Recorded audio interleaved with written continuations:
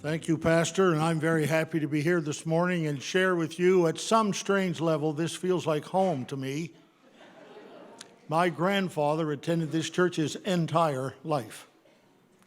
My mother, except for her 12-year marriage that was brought short by the premature death of my dad, my mother spent her entire life in this place. I moved here when I was 10 at the death of my father, and I became a member here in 1961, the first church where I ever held membership. And I have a manual of a Reformed Baptist, it was then called Manual to Prove It, signed by the pastor of the day who presented that to me the day I became a member here, a guy named G.R. Simons. Some of you may have heard of him. Since I'm married to his dead son's widow, I'm trying to figure out what relation I am to G.R., and I haven't got that sorted out yet. I married a gal from here a few months ago, and she's been a member here for more than 60 years. So whether you like it or not, I'm part of you, so get used to it. Here I am. It'll be over in a half an hour, whether you like it or not. For a number of years, I had the privilege of serving as district superintendent of the Wesleyan Church in the Deep South. Lived in Alabama quite a little while. And my daughter, Christy, who's now 45, was then 4 or 5. And she went to a nursery school at a Baptist church in our area, a little town called Cottondale, Alabama. And I went to pick her up one day. It was Valentine's Day, I think, to pick her up from nursery school. And she came out carrying a professionally wrapped box, about yay so big, nice bow on top, from a department store called Gaffer's, which in the South is a high-level kind of place. And she had this very lovely gift. She's 5, right? 5? She climbed up in the seat beside me, and I said, what do you got there, Christy? She said, Brad gave it to me. Any of you men who have daughters know how you feel if your 5-year-old comes home with a gift from a guy you don't even know. I said, who's Brad? She said, he and I will marry. One gift, 5 years old, she's now engaged. So I did what all fathers do when you think you're losing a daughter. I said, what will I ever do, Christy, if you grow up and leave the house? You're daddy's little doll, and I love you, and Mom and I would be heartbroken if you left and all that kind of stuff. And she said, no worry, Dad, you'll be dead by then.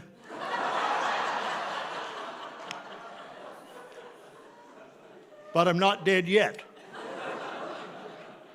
And I'm happy to be with you this morning. I want to talk to you a little while this morning under the topic of does not compute. Does not compute. Computers introduced a whole new vocabulary and set of definitions for all of us back in the good old days.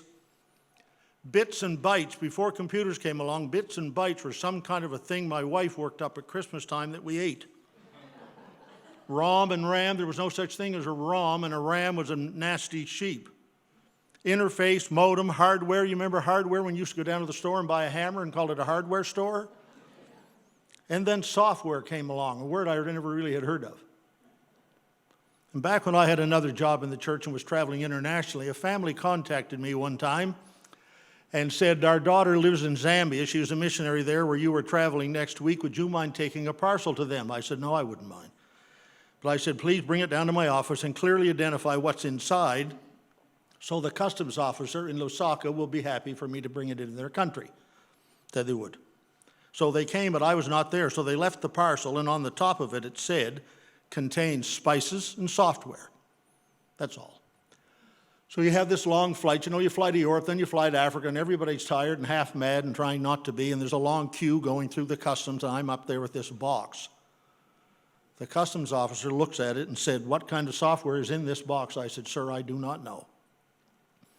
He said, we're very sensitive about computer issues or being brought into that might cause a problem for us in the software, embedded difficulties and so on. So you'll need to open this box so I can see what you have. I said, okay, I would. So I did. Remember it said spices and software? The top 2 layers in the box had spice bottles in it about yay so long. All kinds of spices with the screw off top. You know, you cooks know what I'm talking about. There were 2 layers of those, about 5 of them, 2 layers deep. So I take all of those out, and I've got about 10 of those out here on the table.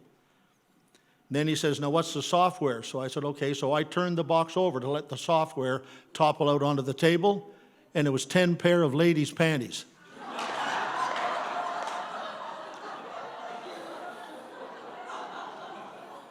The parents who sent it with me didn't want to put ladies' underwear on the box, I guess, so they thought software would be a kind way to get it past the customs guy. He said, I have no interest in that stuff. Do you think I could get it to fit back in the box? So I had a new understanding, but there's a verse in Isaiah that says, his understanding no one can fathom. Some things don't compute. If you're a follower of Christ, you have committed your life to some things you cannot understand or totally explain. Things that decry accepted mathematical outcomes. When I went to school, 2 + 2 = 4. Doesn't necessarily do that now or always. But listen to these words now, trying to get your math to work. Jesus sat down opposite the place where the offerings were put and watched the crowd putting their money into the temple treasury.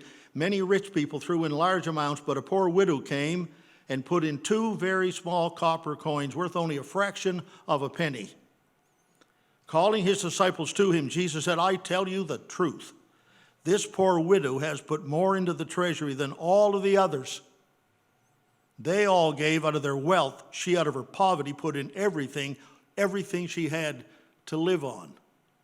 2 pennies was all she gave, but it was more than all of the rest who gave a whole lot more. The point is, ladies and gentlemen, it's not what you place in the offering plate, it's what you keep in your pocket that matters.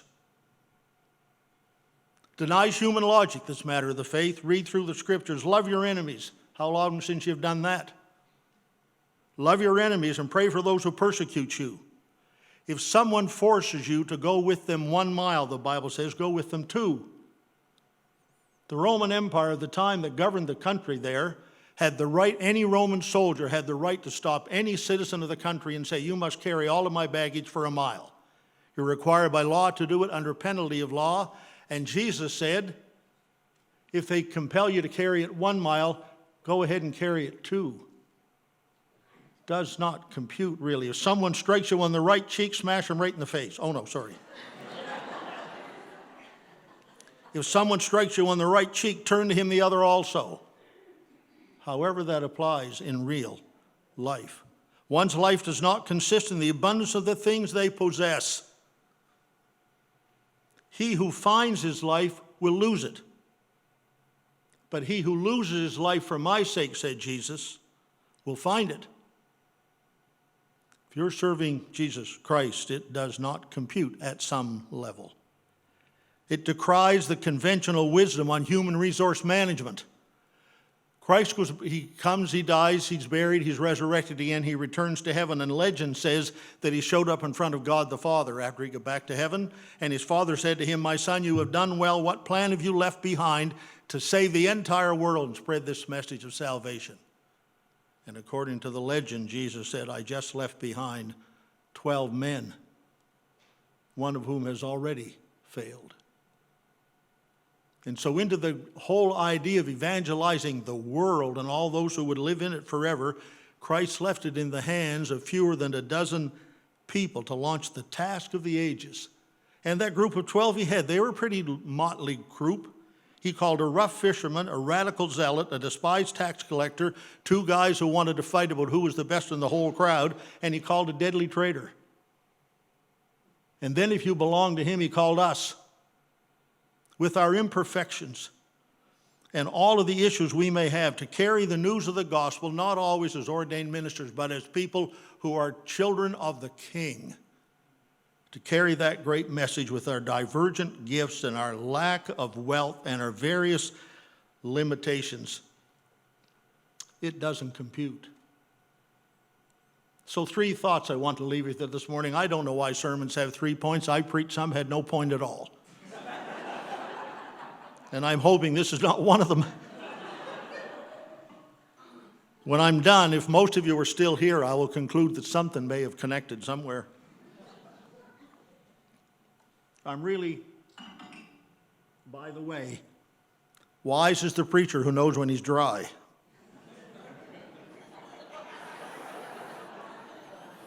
Doesn't have anything really to do with water either.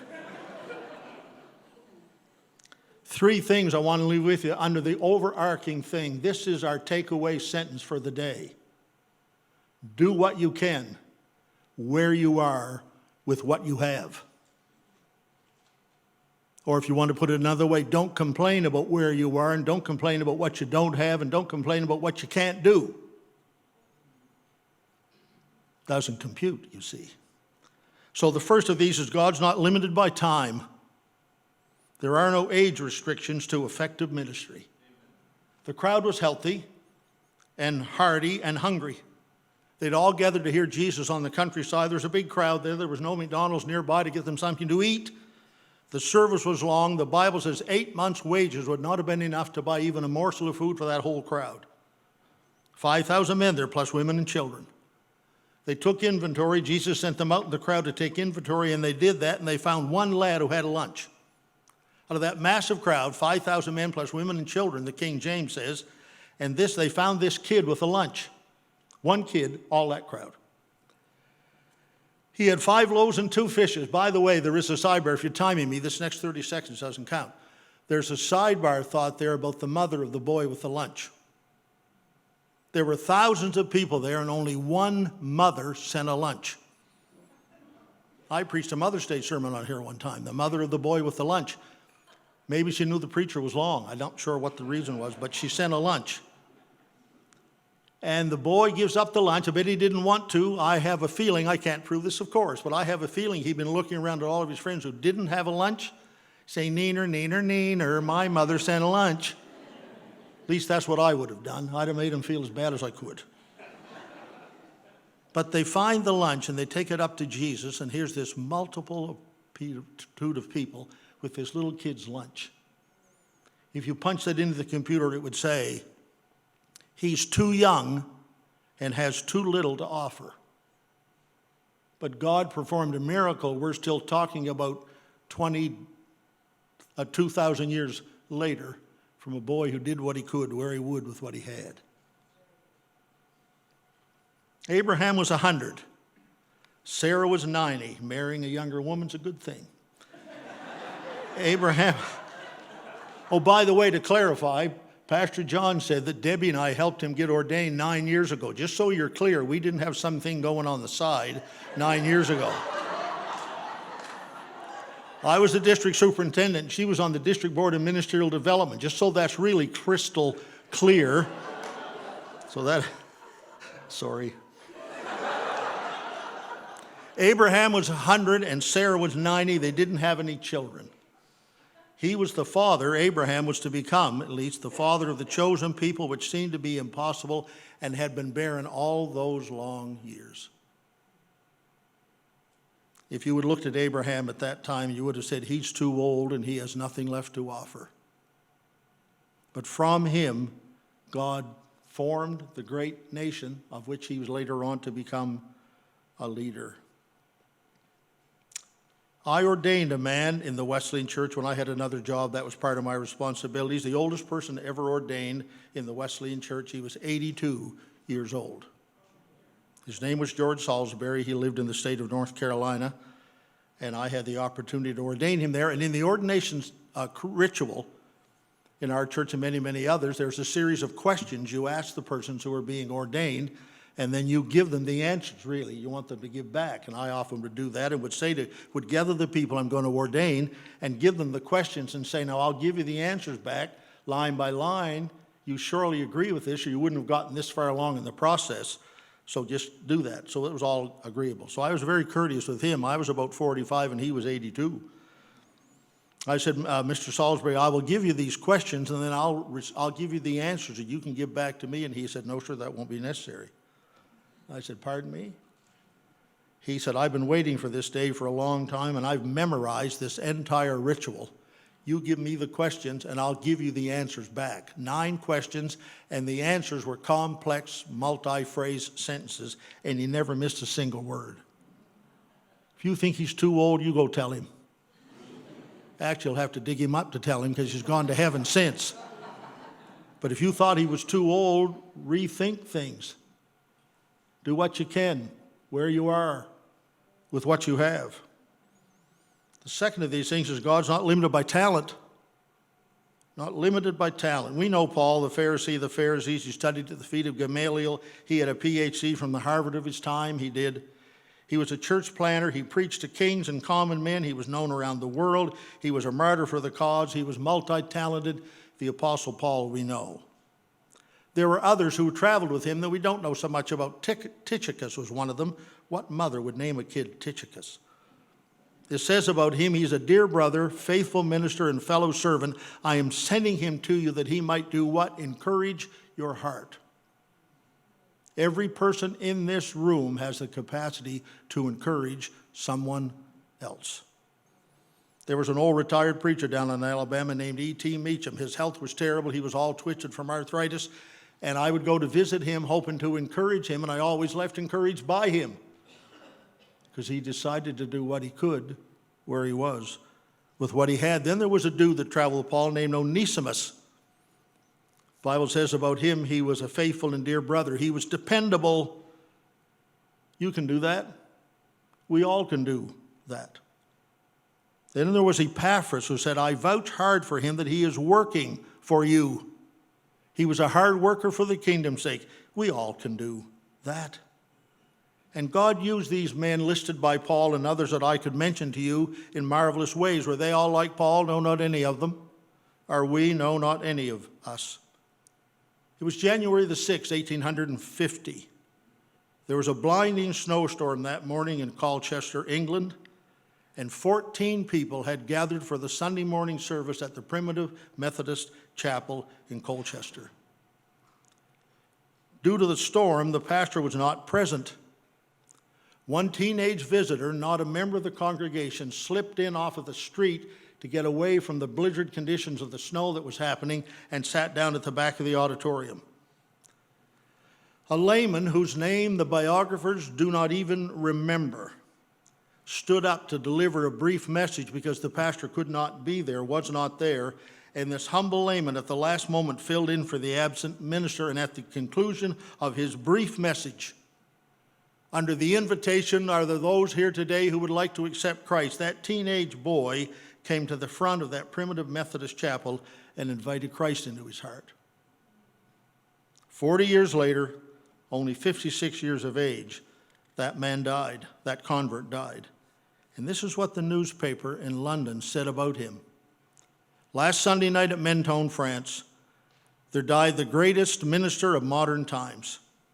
If every crowned head in Europe had died that night, the event would not be so momentous as the death of this one man. At the depot of death, God's chariot welcomed him as a kingly guest, and a convoy of angels escorted him home.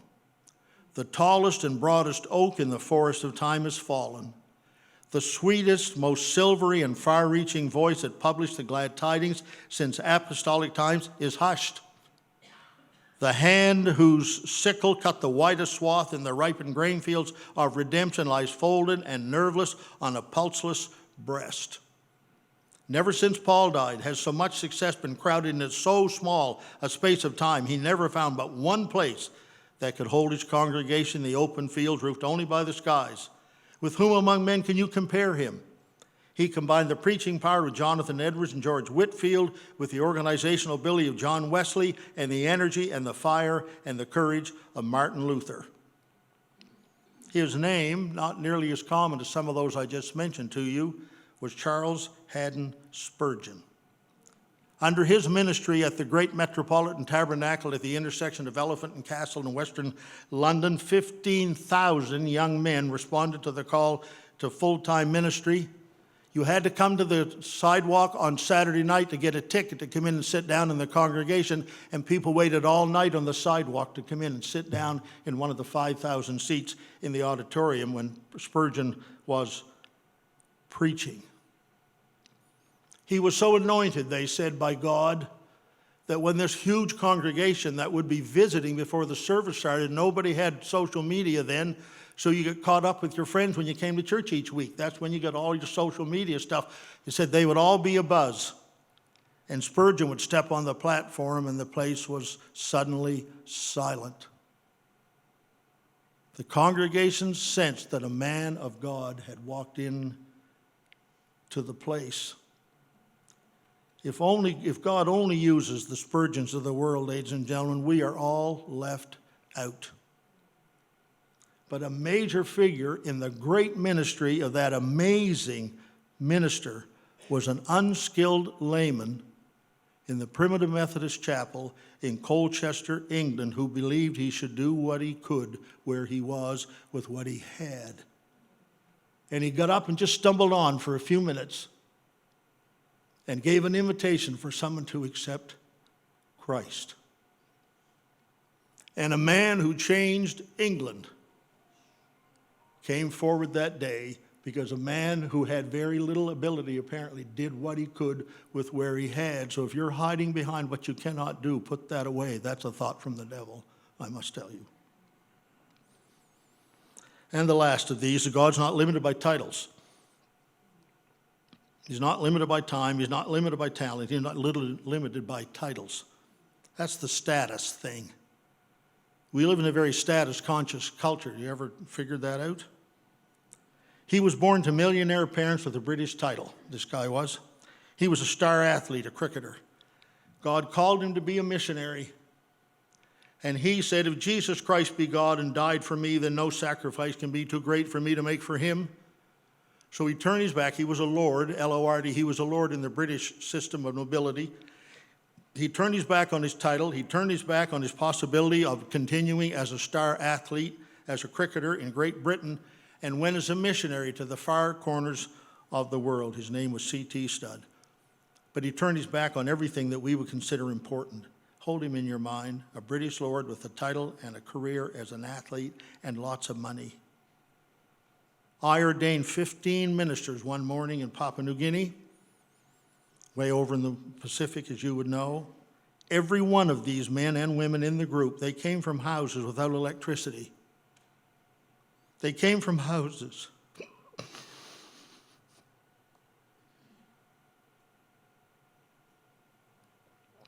without running water. They came from houses with a meager food supply.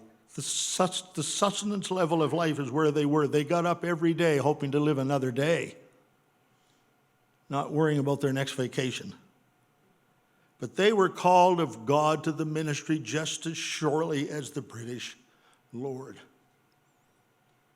And every one of those men, tears ran down my face,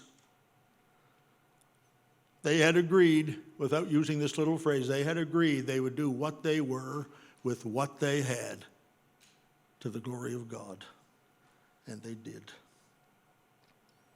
So does all this compute in the world? Of course it doesn't. The world turns this idea right on its head. You have to be of a certain age to do this or that or something else. And you have to have a certain sustainable income level to do this or that or something else. And if you have status in the culture and you have a high standing, that's even better. And God says, turn all of that on its head. And says to us this morning, do what does not compute in the world. Do what you can with what you are, with who you are, and with what you have. So the worship band's going to come and help us here in just a minute.